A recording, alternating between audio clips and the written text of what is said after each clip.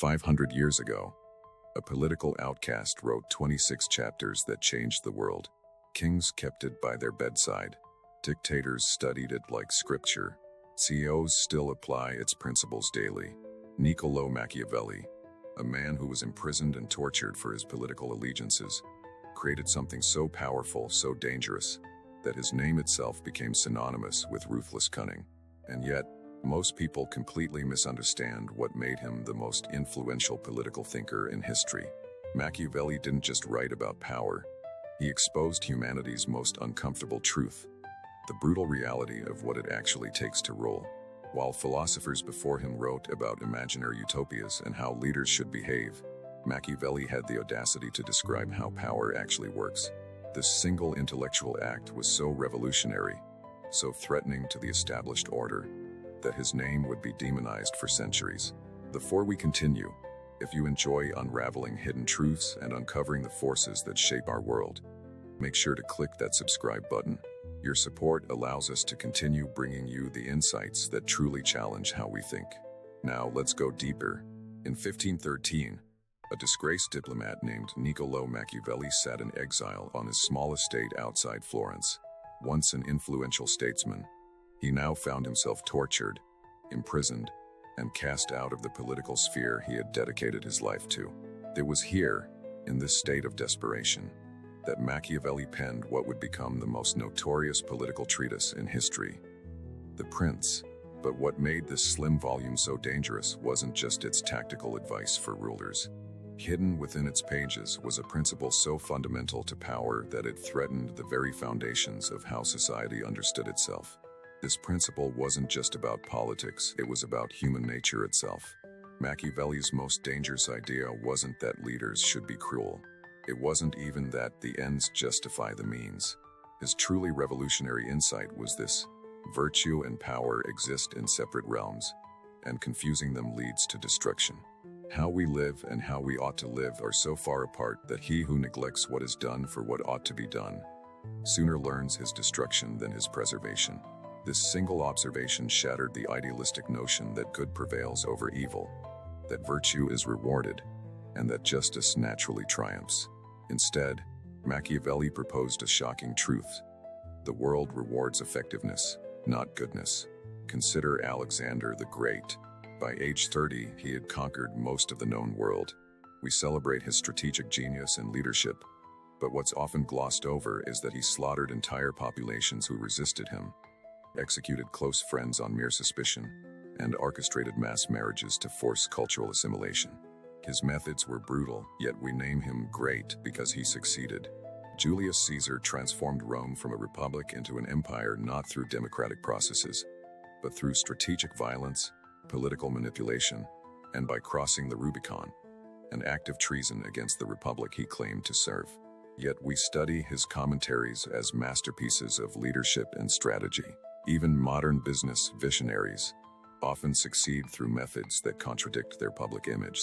Steve Jobs was known for his brutal management style and taking credit for others' innovations. Mark Zuckerberg outmaneuvered his own partners. Bill Gates employed aggressive tactics to crush competitors in Microsoft's early days. Their methods weren't always ethical, but they were effective. This pattern repeats itself across history and cultures because it reflects something fundamental about power that most people refuse to acknowledge. Power responds to reality, not to how we wish reality would be. What makes Machiavelli's principle truly dangerous is that it forces us to confront a disturbing paradox. Those who succeed in gaining power often do so by embracing reality's harsh terms, while those who cling to idealistic notions of how people should behave often find themselves powerless to effect change. Look at Abraham Lincoln, now venerated as a moral icon. During the Civil War, he suspended habeas corpus, imprisoned thousands without trial, and temporarily restricted freedom of the press. He understood that preserving the Union sometimes required actions that contradicted his own moral principles. His willingness to operate in the realm of what is, rather than what ought to be, ultimately allowed him to end slavery, an achievement that never would have happened had he remained a moral purist without power. Machiavelli's insight becomes even more unsettling when we observe it in everyday life. Why does the unqualified colleague who excels at office politics get promoted over the hardworking expert? Why do politicians who speak in simple, emotionally charged language often defeat those with nuanced policy expertise? Why do companies with inferior products but superior marketing dominate their markets? The answer lies in understanding the difference between effectiveness and righteousness. Power flows to those who understand human nature as it is, not as we wish it to be. But here's where most misinterpret Machiavelli. He wasn't advocating for immorality. He was advocating for clarity, for seeing the world as it actually operates rather than how philosophical ideals suggest it should. This distinction is crucial. Machiavelli wrote, "A man who wishes to make a profession of goodness and everything must necessarily come to grief among so many who are not good." This isn't a call to abandon morality. It's a warning that moral naivety leads to powerlessness, and the powerless cannot improve the world. History's most successful reformers understood this principle. Martin Luther King Jr. is remembered for his moral vision, but he was also a brilliant strategist who carefully chose confrontations that would expose the brutality of segregation to the media. He understood power dynamics and used them to advance justice. Gandhi's nonviolent resistance wasn't just a moral stance. It was a calculated strategy that exploited the British Empire's vulnerability to public opinion. Nelson Mandela, before becoming a symbol of reconciliation, led the armed wing of the African National Congress. These figures changed the world not despite Machiavelli's principle, but by understanding it. They recognized that virtue without power changes nothing, while power without virtuous aims corrupts everything. This creates an agonizing dilemma.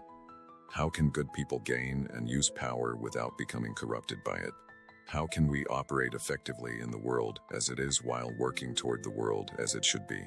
The answer lies in what I call principled pragmatism, the ability to navigate the reality of power while maintaining a moral compass. It means understanding that the path to positive change requires both idealism in goals and realism in methods. Consider modern politics. Idealists who refuse to engage with the messy realities of electoral strategy, media manipulation, and coalition building rarely gain the power needed to implement their vision. Meanwhile, pure opportunists who master these tools but lack moral purpose often create systems that serve only themselves. The most effective leaders, those who actually transform societies for the better, are those who understand both realms. What makes this particularly difficult in today's world is our addiction to moral purity. Social media rewards those who take absolutist moral positions and punishes nuance. We celebrate those who point out problems but offer no viable solutions. We confuse moral posturing with moral action. Machiavelli would recognize this pattern immediately. He would see how our cultural obsession with appearing virtuous rather than being effective has created a paradox. We have more people publicly committed to righteous causes than ever before, yet many of our institutions are failing to address fundamental problems. The most disturbing implication of Machiavelli's principle is that societies that refuse to acknowledge the gap between moral ideals and effective action create a dangerous vacuum. When idealists reject the tools of power as impure, they don't eliminate those tools. They simply cede them to those without moral constraints. Consider how dictatorships rise. They rarely emerge in societies with pragmatic, effective democratic leadership. They emerge when democratic systems become paralyzed by ideological purity tests, procedural gridlock, and leaders unwilling to exercise power decisively. The vacuum created by ineffective idealism invites the most ruthless to step in with promises of action. This pattern has repeated throughout history, from the fall of the Roman Republic to the rise of fascism in the 20th century. When systems prioritize ideological purity over effective governance, they create the conditions for their own destruction. So what does this mean for us today? It means recognizing that power itself is neutral, neither inherently good nor evil. What matters is who wields it and to what end.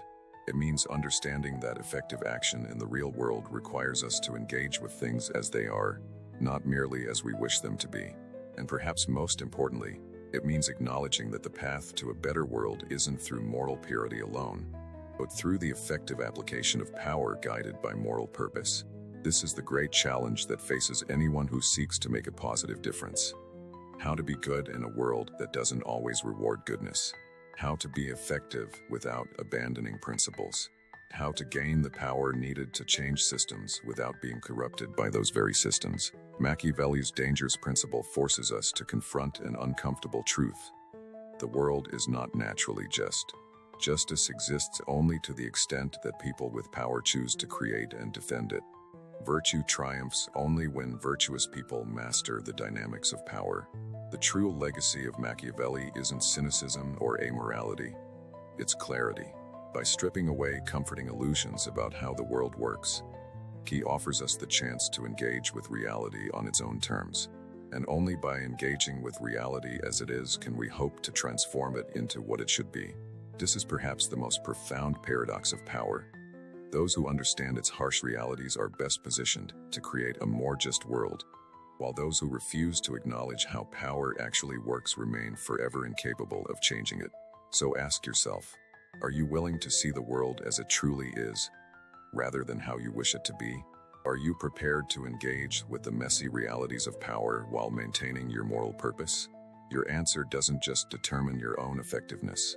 It shapes the future we collectively create.